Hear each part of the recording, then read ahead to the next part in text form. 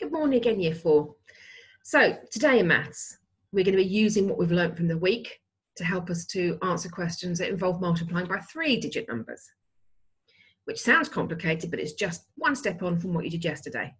So here's your starting question. After my successful trip to the theatre, I now want to take myself and my 5 family members for a weekend away in Devon.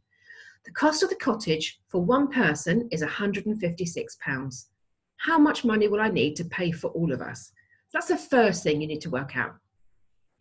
If you get that done, there's a little bit extra on the end. If it costs £45 to travel each, what is the total cost now? So you have to work out travel for the 6 people and add that to the cost of the staying at the cottage as well. So you decide the method you want to use and have a go. Pause the video and have a go through that, and then we'll come back and we'll have a look at how you could have gone about it.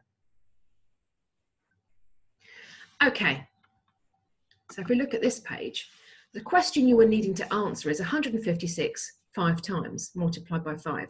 So you can break this down into 100 lots of 5, or 5 lots of 100, 50 lots of 5, or 5 lots of 50, and 6 lots of 5, or 5 lots of 6, because you've got 100, 50, and 6. So we've broken it down into its parts.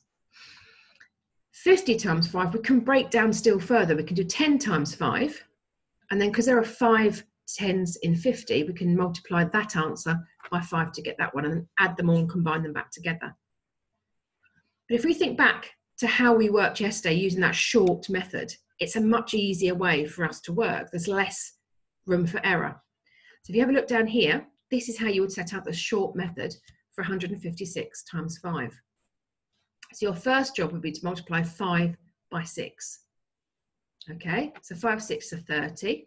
So if I get pen, bear with me because this is not easy to write on, you'd put your 0 here and you'd put your 3 under here. Okay, then you think 5 lots of 50.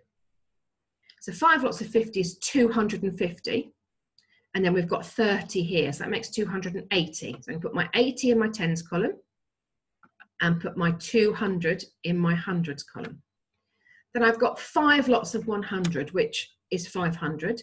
Add 200 is 700, which should give me my answer of 780.